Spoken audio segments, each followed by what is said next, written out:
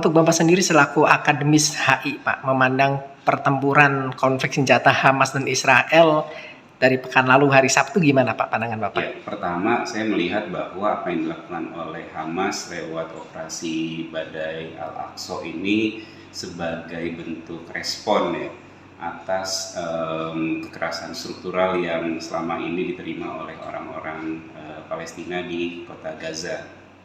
Nah, tentu misalkan ada masalah akses yang tertutup, ya kan.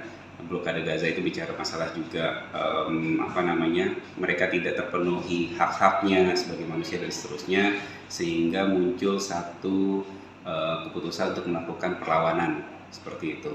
Nah, yang terlihat ya kekagetan serangan di waktu hari Sabtu pagi itu yang berbalas sekarang dengan serangan brutal yang juga dilakukan oleh Israel. Jadi di satu sisi kita melihat ada semacam aksi kekerasan yang terkoordinasi dengan baik yang dilakukan oleh Hamas, tapi di sisi yang lain juga itu sebagai bentuk respon atas kekerasan struktural yang dilakukan oleh Israel, yang sekarang justru Israel sangat membabi buta untuk melakukan serangan atau perang terhadap Hamas di wilayah Gaza.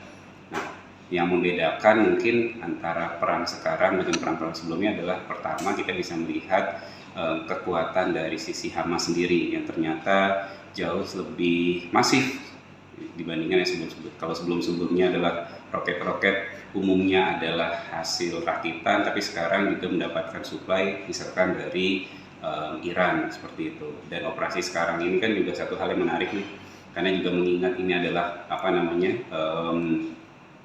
waktu yang agak bersamaan dengan peringatan Yom Kippur gitu ya, di perang tahun 73. Nah, yang perang yang dilakukan sekarang operasinya adalah dilakukan tidak hanya lewat serangan-serangan udara via roket dari kota Gaza ke wilayah selatan Israel, di wilayah kota-kota Israel lainnya, tapi juga dilakukan dengan berbagai manuver yang lain. Contoh menggunakan paragliding misalkan.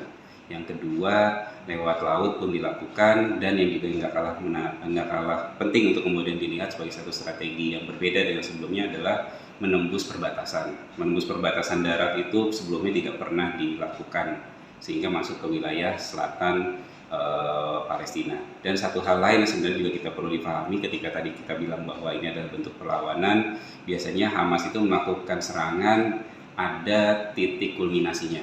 Ya, titik kulminasi yang kita bisa lihat adalah kita selalu melihat isu red line, isu penambahan atas settlement pemukiman Israel itu menjadi satu hal yang cukup sensitif buat Hamas. Nah, kita lihat dalam beberapa hari terakhir sebelum kejadian operasi itu dilakukan, ada berbagai macam bentuk provokasi yang dilakukan oleh petinggi-petinggi Israel di Yerusalem. Nah, seperti hal yang kita pahami bahwa bagi Hamas isu Yerusalem adalah red line. Nah, itu yang memberikan satu pemantik yang cukup kuat ya dengan berbagai macam kekerasan struktural yang sudah terjadi selama ini.